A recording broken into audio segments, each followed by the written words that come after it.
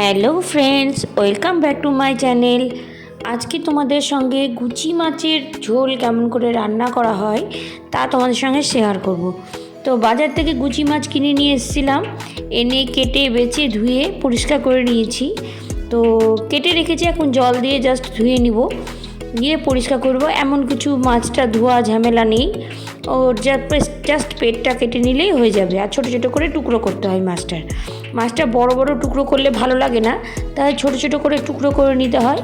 তো আমিও ছোটো ছোটো করে পিস করে নিয়েছি। আর তার মধ্যে দেখতে পাচ্ছ নুন আর হলুদ দিয়ে দিব, দিয়ে মাছটাকে একটু মাখিয়ে একটা সাইডে রেখে দিচ্ছি।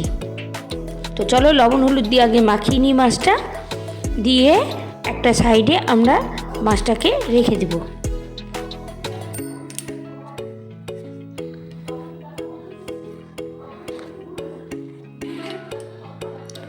তো মাছটাকে লবণ হলুদ মাখিয়ে একটা সাইড করে দিলাম।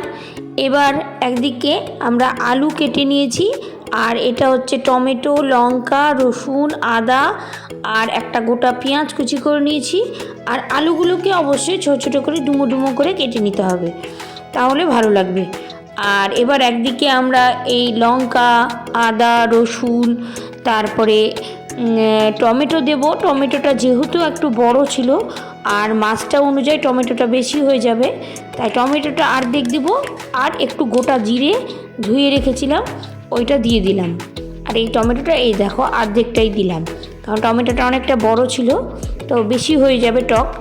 তো যাই হোক, এবার মশলাটা ভালো করে পিষিয়ে নিলাম, একদিকে মিক্সিতে ঘুরিয়ে নিয়েছি। আর কড়াইতে বসিয়ে দিয়েছি কড়াইটা গ্যাসে। তো কড়াইটা গরম হলেই তেল দিয়ে দিচ্ছি। তো সরষের তেলই রান্নাটা করব। তো সরষের তেল গরম হয়ে গেছে, এবার মাছটা আমরা একটু একটু করে ভেজে নিই। মাছটা তেলে দেওয়ার সঙ্গে সঙ্গেই প্রচণ্ড তেল ছিটকায়, তো আমি চেষ্টা করব যে মাছটাতে যেন তেলটা গায়ে না পড়ে, তাই জন্য ঢেকে ঢেকে মাছটা ভাজবো আমি। তো মাছটা আগে ভালো করে ভেজে নিই, লাল লাল করে ভেজে নিয়েছি মাছটা, দেখতে পাচ্ছ। তো মাছটা ভেজে একটা সাইডে আমরা উঠিয়ে নেব। অ্যাকচুয়ালি তোমরা সবাই জানো, যেগুলো মাছে আঁশ নেই সেই মাছগুলো তেলে দেওয়ার সঙ্গে সঙ্গে প্রচণ্ড তেল ছিটকায়, তো ওই জন্য মাছটাকে আমরা ঢেকেই ভাজলাম।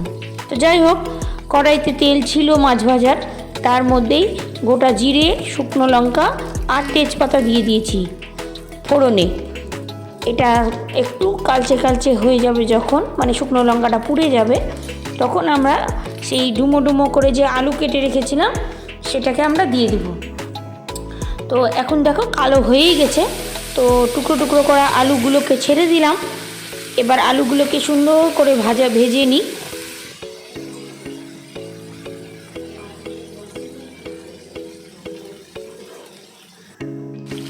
তো আলুগুলো বেশ সুন্দর লাল লাল করে ভাজা হয়ে গেছে।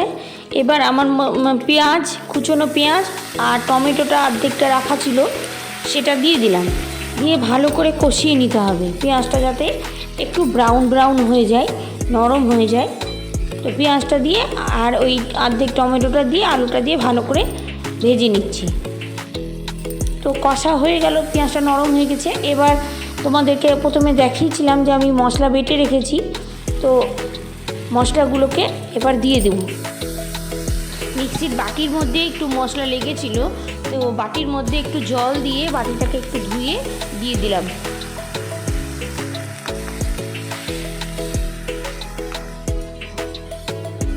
বেশ কিছুক্ষণ কষিয়ে নিই, গ্যাসটা সিম করে, তাহলে মশলাটা ভালো কষবে। তো বেশ সুন্দর মোটামুটি কষা হয়ে গেছে, সুন্দর কালারটাও চেঞ্জ হয়ে গেছে অনেকটা। তো আমি একটু চিনি ইউজ করলাম, তাতে গিয়ে রান্নার টেস্টটাও চেঞ্জ হয় আর কালারটার মধ্যেও একটু রেডিশ ব্যাপারটা আসে। তো মশলাটাকে আমরা একটু ভালো করে কষছি। কষা হয়ে গেলে এবার আমরা একটু জল দিয়ে দেবো।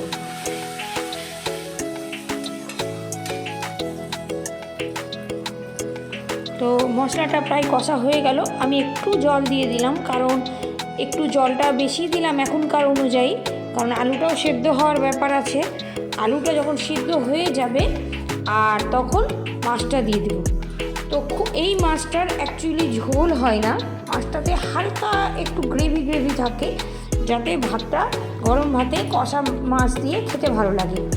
তো যাই হোক, ঝোলটা প্রায় ফুটেই উঠেছে। আমি এবার মাছটা দিয়ে দিচ্ছি। মাছটার অবশ্যই কিন্তু বেশি পাতলা ঝোল করো না, কারণ পাতলা ঝোলে গুচি মাছের টেস্ট হয় না, এটা একটু কষা কষাই রান্না হয়। তো আমি দেখো এখন জলটা বেশ ফুটে মাছের সঙ্গে গামাখা হয়ে গেছে। তো এই যেটুকু ঝোল আছে সেটাও আস্তে আস্তে করে মাছটা ফুটে টেনে নেবে। তো একটু কিছুক্ষণ আমরা ফুটোই মাছটা, মাছটা একটু ঢেকে দিই, তাতে গিয়ে ঝোলটা একটু মজে যাবে আর মাছটার মধ্যেও ভালো মতো মশলা নুন হলুদ ঢুকে যাবে। যাই হোক, এবার রান্না কমপ্লিট। এবার তোমরা একটু গরম মশলা দিয়ে এটা পরিবেশন করো। তো চলো, আজকের ভিডিওটা তোমাদের কেমন লাগলো প্লিজ কমেন্ট করে জানিও, আর লাইক করবে আর পেজটাকে সাবস্ক্রাইব করে দিবে। চলো, বাই বাই।